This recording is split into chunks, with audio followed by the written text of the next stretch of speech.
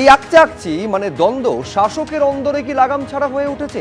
এই আলোচনায় আপনাদের দেখাবো যে একের পর এক জেলায় সেই ছবি ধরা পড়েছে। আলোচনায় আসবো, কিন্তু শুরুতে গুরুত্বপূর্ণ কিছু বিষয় আপনাদের সামনে। পরিকল্পনাহীন হঠকারী এসআইআর স্থগিতের আর্জি জানিয়ে কমিশনকে চিঠি লিখেছেন মুখ্যমন্ত্রী।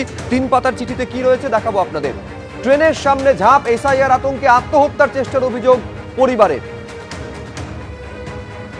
পার্টি অফিসে ঢুকে মার, ভগবানপুরে আক্রান্ত তৃণমূলের বিএলএ, শাসক দলের বিএলএ কে মারধর করা হয়েছে, বিজেপির বিরুদ্ধে অভিযোগ। বার্তায় সার, বীরভূমে সাংসদের সামনে গোষ্ঠী সংঘর্ষে জড়িয়ে পড়ল তৃণমূল কংগ্রেস।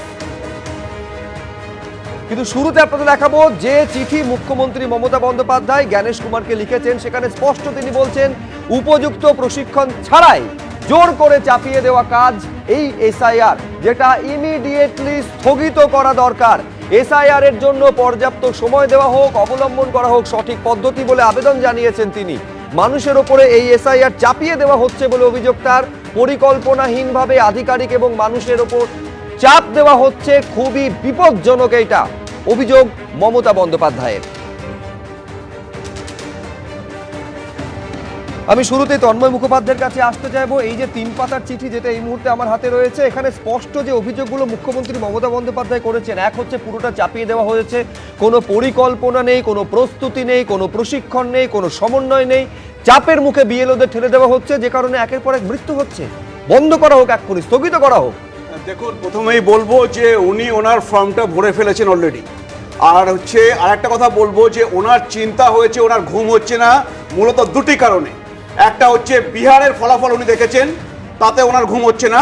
আর একটা দিকে উনি যাদেরকে যত্ন করে বাংলাদেশি অনুপ্রবেশকারী আমাদের রাজ্যের ভোটার বানিয়েছেন, তারা আপনাদের ক্যামেরার সামনে বলছে হ্যাঁ আমি ভোট দিয়েছি, তারা এখন রাখতে পারছে না তাদেরকে এখানে, তারা চলে যাচ্ছে নিজেরা। তো এই দুটো দেখে ওনার সব থেকে বেশি চিন্তা হয়েছে, সেই জন্য উনি এগুলো করছেন না। কিন্তু ইমেন্স প্রেসার, এখনো পর্যন্ত যে কজন বিএলও কে আমরা হারিয়েছি, তা তো অভিযোগ তো এটা ইমেন্স প্রেসার, যে যতজনের মৃত্যু হয়েছে একই অভিযোগ এসআইআর এর জন্য আতঙ্কে তারা রয়েছে। আমাকে বলতে দাও। আচ্ছা শুভজিৎ, আমি এটা হচ্ছে এসআইআর হয়েছে বলছেন, তো আমি একটা কথা বলে দিচ্ছি আর তথ্য দিচ্ছি। তৃণমূল কংগ্রেসের পাঠানো তথ্য, এনসিআরবি ডেটা, 2023 সালে রাজ্যে আত্মহত্যা হয়েছে 12,819 জন, প্রতিদিনে 35 জনের। তাহলে সেই সময় এসআইআর ছিল না, তাহলে কি সেই সব মানুষ আত্মহত্যা করেছিল? কারণ এখানে একটা অপদার্থ সরকার আছে, যারা কাজ দিতে পারে না, যারা তোলাবাজি করে, যারা শিল্প আনতে পারে না, সেই সব দুঃখে তারা মারা গেছিলেন কেন? আচ্ছা, এবার আপনাকে বলি, এই এসআইআর সম্বন্ধে বলা হচ্ছে, আপনার মনে থাকবে একজন ব্যক্তি যার ডান হাতে 4টে আঙুল নেই, তিনি নাকি সুইসাইড নোট লিখেছেন। একটি মহিলা কাকলি সরকার টিটাগড়ে দাম্পত্য কলহে মারা গিয়েছেন, বাড়ির লোকজন কেউ কেউ পরে বলেছে তিনি নাকি এসআইআর মারা গিয়েছেন। আপনার মনে আছে 95 বছরের বৃদ্ধ প্রশ্নটা হচ্ছে বিএলও যারা একেবারে নির্বাচন কমিশনের প্রতিনিধি হয়ে যারা যাচ্ছেন, ইমেন্স প্রেসারে তাদের কাজ করতে হচ্ছে। এইটা তো অভিযোগ চিঠিতে মুখ্যমন্ত্রী করছেন। পরিকল্পনা নেই, প্রশিক্ষণ নেই, অনলাইনে কি করে কাজ করতে হবে তার ট্রেনিং টুকু হয়নি। একটা পয়েন্ট বলবো এই ব্যাপারে। বেশ আমি এইখানে বেশ না, আমি ঠিক আছে, আপনি অনেকক্ষণ সময় পেয়েছেন, অর্ণব সাহার কাছে আসবো। বেশ, আমি বিএলও পার্টটা আলাদা করে আসবো, কিন্তু আমি এইখানে অর্ণব দা একটু থামাচ্ছি। শুভেন্দু অধিকারী তিনি এবার একটা পোস্ট করেছেন, যেখানে তিনি বলছেন যে মুখোশ খুলে গিয়েছে, তৃণমূল ও পশ্চিমবঙ্গ প্রশাসনের অপবিত্র যোগসাজশের পর্দা ফাঁস হয়েছে। জেলা শাসকরাই জেলা নির্বাচনী আধিকারিকের দায়িত্ব সামলান। এই জেলা শাসকরা নিরপেক্ষতা হারিয়েছেন এবং তৃণমূলের হয়ে কাজ করছেন। একাধিক জেলায় তৃণমূলের নির্বাচনী এজেন্টের মতন কাজ করছেন জেলা শাসকরা। ওটিপি শেয়ার করতে বিএলএদের উপর অসহ্য চাপ দিচ্ছেন জেলা শাসকরা। বিএলওদের বদলি, সাসপেনশন থেকে বেতন কাটার হুমকি দিচ্ছেন জেলা শাসকরা। এইটা পোস্ট করেছেন বিরোধী দলনেতা শুভেন্দু অধিকারী। এ তো মারাত্মক। জেলা শাসকরা নাকি বিএলওদের একেবারে ওটিপি শেয়ার করার জন্য চাপ দিচ্ছেন, এটা অভিযোগ করছেন বিরোধী দলনেতা। অভিযোগটা যদি সত্যি হয়, উল্টো দিক থেকে আমরা একই সঙ্গে বলতে পারি যে ইসিআইও তাহলে একেবারে সম্পূর্ণ যোগসাজশে, কেন্দ্রীয় সরকারের সঙ্গে যোগসাজশে তাদের একটা এজেন্সি হিসেবে কাজ করছে, যেটা করা উচিত নয়। তার কারণ সেটা হচ্ছে একটা স্বয়ংশাসিত, একটা সম্পূর্ণ পবিত্র সংস্থা, যেটা কিন্তু নিরপেক্ষভাবে কাজ করবে।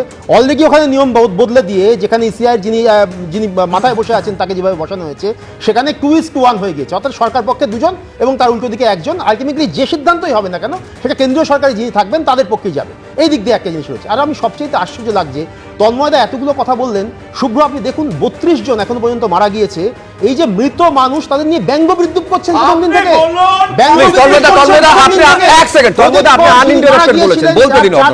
তার বাড়ির লোক বলছে যে হ্যাঁ তিনি তার আঙুলের যে অংশটুকু রয়েছে সেই অংশটুকু দিয়ে তিনি লিখতে পারতেন, এবং অত্যন্ত কাঁচা অক্ষরে লেখা, উনি পড়াশুনো করেছেন খুব নিচু ক্লাস পর্যন্ত, সেই কাঁচা হাতে লেখা, সেটাকে নিয়ে তারা ব্যঙ্গ বিদ্রুপ করেন। আচ্ছা আপনারা আজকে দেখিয়েছেন, আজকে দেখিয়েছেন আমি শুধু একটা কথা বলি যে প্লিজ আমি এইখানে শুধু দর্শকদের মনে করিয়ে দেবো যে পানিহাটির কথা তিনি বলছেন, এই পানিহাটির ঘটনায় তার পরিবারের সদস্য বা আত্মীয়দের মধ্যে দুজনের দুরকম বক্তব্য উঠে এসেছে। একজন বলছেন কখনো তাকে লিখতে দেখেননি, আরেকজন বলছেন যে তাকে লিখতে দেখেছেন, ফলে সত্যিটা কি আমরা কেউ জানি না। কিন্তু এইটা প্রশ্ন যে বিএলওদের ক্ষেত্রে যেটা হয়েছে সেটা হচ্ছে সরকারি সহযোগিতার অভাবের অভিযোগ, এ তো বিরোধীরা বারে বারে করেছে। আমি বিএলওদের ছবিটা এবার আপনাদের সামনে রাখি, 3টে ছবি আপনাদের সামনে রাখবো, এ রাজ্যের 2টো ছবি এবং আরেকটা হচ্ছে এই যেখানে তন্ময়দার দল ক্ষমতায় রয়েছে সেই রাজস্থানের জয়পুরের ছবি। জয়পুরে যুব কংগ্রেসের বিক্ষোভ ঘিরে ধুন্ধুমার পরিস্থিতি তৈরি হলো, বিক্ষোভকারীদের একেবারে জল কামান ছোড়া হলো, কিন্তু অভিযোগ যেটা সেটা হচ্ছে সেখানেও বিএলও তিনি কাজের চাপে তার হার্ট অ্যাটাক হয়েছে, তার মৃত্যু হয়েছে বলে অভিযোগ সামনে এসেছে। এই ঘটনা রাজস্থানে ঘটেছে, যেখানে বিএলওর মৃত্যু হয়েছে, সোয়াই মাধোপুরের ঘটনা, যার নাম হচ্ছে হরিওম বৈরবা। বুধবার সকালে এসআইআর এর কাজের সময় তিনি হৃদরোগে আক্রান্ত হন, ওই ব্যক্তির পরিবার দাবি করছে। অর্থাৎ এসআইআর এর ইমেন্স প্রেসার, যে অভিযোগটা এই রাজ্যে যে বিএলওরা মারা গিয়েছেন তাদের পরিবারের তরফে করা হচ্ছে, একই অভিযোগ কিন্তু ওই রাজস্থানে করা হচ্ছে। আমি দ্রুত এখানে প্রদীপ চট্টোপাধ্যায়ের কাছে আসবো, সেটা তৃণমূল কংগ্রেস হোক, বিজেপি শাসিত হোক, কেরলেও একই অভিযোগ সামনে এসেছে, ইমেন্স প্রেসার, যার জন্য একের পর এক বিএলওদের আমাদের হারাতে হচ্ছে। দেখুন, বিএলওদের কাজ করার যে জায়গা, সেই জায়গাটার জন্য তাকে মানসিক এবং প্রশাসনিক প্রশিক্ষণ দেওয়া দরকার ছিল, সময় দেওয়া দরকার ছিল, সেটা কিন্তু না ইলেকশন কমিশন না রাজনৈতিক দল তারা কেউই দেয়নি। এবং এইখানেই প্রশ্ন হচ্ছে যে বারবার যদি এসআইআর প্রক্রিয়া নিয়ে প্রশ্ন তোলা হয়, তাহলে কখনো ইলেকশন কমিশন বলছে আর্টিফিশিয়াল ইন্টেলিজেন্স নেবে, কখনো মুখ্যমন্ত্রী বলছে এসআইআর স্থগিত করা হোক, তাহলে বিএলওরা তাদের কাজটুকুনি ঠিকমতো, এখনও তো 1টা মাস সময় আছে, তারা তো সময় মতো কাজটা যে করবে সেই পরিসরই পাচ্ছে না, না রাজনৈতিকভাবে না প্রশাসনিকভাবে। ফলে এই জায়গায় বিএলওদের প্রশিক্ষণ যাতে ভালো হয়, তাদের বরঞ্চ এসআইআর না করে বিএলওদের কাজের সময়টা প্রশিক্ষণটা পর্যাপ্ত হওয়া দরকার ছিল। পাশাপাশি এটাও বলুন যে সিউড়িতে দাঁড়িয়ে কোনো তৃণমূল নেতা যদি বলেন যে কোনো একজনের নাম যদি ভোটার লিস্ট থেকে বাদ যায় সেই বিএলওর চাকরি খেয়ে নেব, এটাও তো সমানভাবে তার উপর চাপ তৈরি করা হচ্ছে। না, এটাই তো তাদের ম্যান মার্কিংয়ের কথা ছিল, যে তাদেরকে দেখুন এবং তাদেরকে এমনভাবে করুন। আপনাদের চ্যানেলে বারে বারে ছবি এসেছে যে তৃণমূল কংগ্রেসের কার্যালয়ে, পার্টি অফিসে তাদের ওখানে বসে ফর্ম বিলি হচ্ছে। ফলে এই যে চাপ বিএলওদের ওপরে আসছে রাজনৈতিকভাবে, তারা কোন দিকে যাবে? বিএলও তো একজন রাজ্য সরকারের কর্মচারী, তাহলে সে আজকে একটা ন্যূনতম কাজের দায়িত্ব পেয়েছে, রাজ্য সরকার তাকে সহায়তা করবে, রাজ্য শাসক দলের কর্মীরা তাকে সহায়তা করবে, তাকে মানসিকভাবে চাপ দেওয়া হচ্ছে যে কেন আপনি ঠিকমতো করছেন না, আমাদের লাইনে করছেন না। এই জায়গাগুলো আজকে ধরুন বিএলএদের কাজ কি? বিএলওকে সাপোর্ট করা। সেখানে বিএলএরা যদি বিএলওদের ওপরে মানসিক এবং রাজনৈতিকভাবে অস্থিরতা, চাপ সৃষ্টি করে, তাহলে একটা বিএলও দিনের শেষে কোথায় যাবে? একেবারে এটাই প্রশ্ন যে সেই বিএলওদের নিরাপত্তা সুনিশ্চিত করা যেমন রাজ্যের দায়িত্ব, ঠিক তেমন ভাবে হচ্ছে জাতীয় নির্বাচন কমিশনের দায়িত্ব। কেউ কি নিজের দায়িত্বটা সম্পূর্ণরূপে পালন করেছেন? আমি এইখানে একবার দেখাতে যাইব মুখ্য নির্বাচনী আধিকারিক কি বলছেন। এটা তো ইসিআই দেখবে না, এটা সিও তো এটা কোনো রোল নেই এর মধ্যে। এফআইআর ডিক্লারেশন ইসিআই পাওয়ার আছে, সিও তো একটা ও আছে, অফিসার আছে, ইসিআই ডাইরেকশন অ্যাপ্লাই করতে হচ্ছে সিও কে, ডিও কে, এটা পলিসি ডিসিশন মধ্যে সিও নেই। আমি আপনাদের মনে করিয়ে দেব মুখ্যমন্ত্রী মমতা বন্দ্যোপাধ্যায় এই নিয়ে কয়েকদিন আগে কি মন্তব্য করেছিলেন, দেখুন। নতুন করে ভোট আসলেই এনআরসি করতে হবে, ভোটার লিস্টে নাম কাটতে হবে। আর ইলেকশন কমিশন আপনাকে অনেক প্রণাম জানাই, অনেক সালাম জানাই। প্লিজ দয়া করে বিজেপির ললিপপ হবেন না, প্লিজ দয়া করে বিজেপির ললিপপ হবেন না, তাহলে কিন্তু দেশের মানুষ ক্ষমা করবে না। বিজেপির বন্ডেড লেবারেরা, বিজেপির বন্ডেড লেবার, লজ্জা করে না? তুমি তোমার ক্ষমতা জানো না, অমিত শাহ দাঁড়াই করছো চেয়ারে বসে, আর হোম মিনিস্টার নিজেকে মনে করেন উনি যা বলবেন তাই হবে।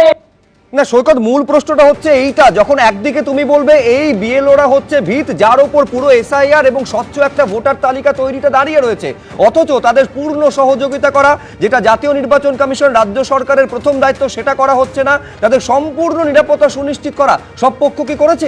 একদমই, আমি বলছি অবৈজ্ঞানিকভাবে কোনো রকম প্রস্তুতি ছাড়া তাড়াহুড়োর মধ্য দিয়ে গোটা রাজ্যের মানুষকে, গোটা দেশের একটা বড় অংশের মানুষকে যেমন এসআইআর এর বিপদের সামনে ফেলা হয়েছে, এসআইআর এর নামে আতঙ্ক তৈরি করার মধ্য দিয়ে দুটো রাজনৈতিক দল, রাজ্যের শাসক দল তৃণমূল, দিল্লির শাসক দল বিজেপি, উভয় দলের নেতাদের একের পর এক উস্কানিমূলক বক্তব্য, প্রতিহিংসামূলক বক্তব্য, যেগুলো বিএলওদের উপর মানসিক চাপ তৈরি করেছে। তথ্য প্রযুক্তির সহায়তা নিয়ে বড় অংশের কাজ এই সিও দপ্তর অনেক আগেই করতে পারতো, যদি প্রতি বছর নিয়ম করে মৃত ভোটার, ট্রান্সফার ভোটারদের নাম বাদ দেওয়া যেত। যার উদাহরণ কালীগঞ্জের উপনির্বাচনে আমরা দেখেছি ৮,০০০ ভোটারের নাম এসআইআর ছাড়াই বাদ দেওয়া সম্ভব হয়েছে। মৃত ভোটারের নাম বছরের পর বছর বাদ না দিয়ে নির্বাচন কমিশন এই এসআইআর এর মধ্য দিয়ে একটা ব্যাপক অংশের চাপ বিএলওদের উপর তৈরি করেছে। কোথাও তথ্য প্রযুক্তির ট্রেনিং নেই, কোথাও বিএলওদের নিরাপত্তা নেই, কোথাও মহিলা বিএলওদের স্পেশাল সিকিউরিটি নেই। এতগুলো মৃত্যুর ঘটনা, এতগুলো হুমকির ঘটনা, একজনও তৃণমূল বিজেপির নেতার বিরুদ্ধে কোথাও কোনো এফআইআর নেই। এই মৃত্যুর দায় কে নেবে? এক।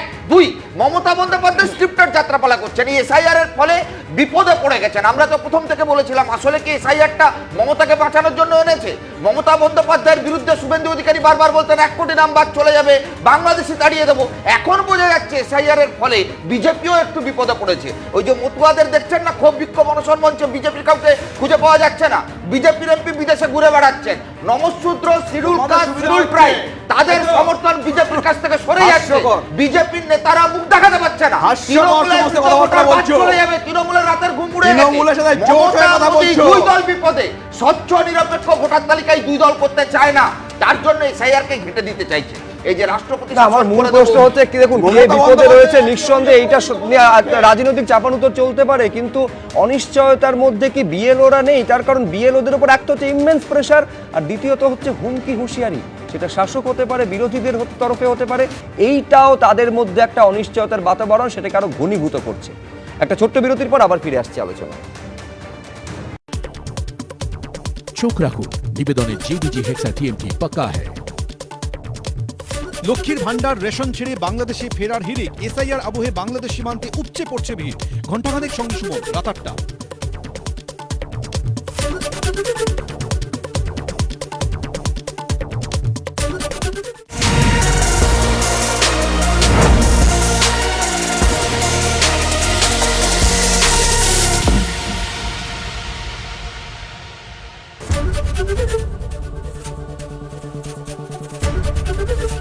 আমি তুষার দেবনাথ, উচ্চ মাধ্যমিক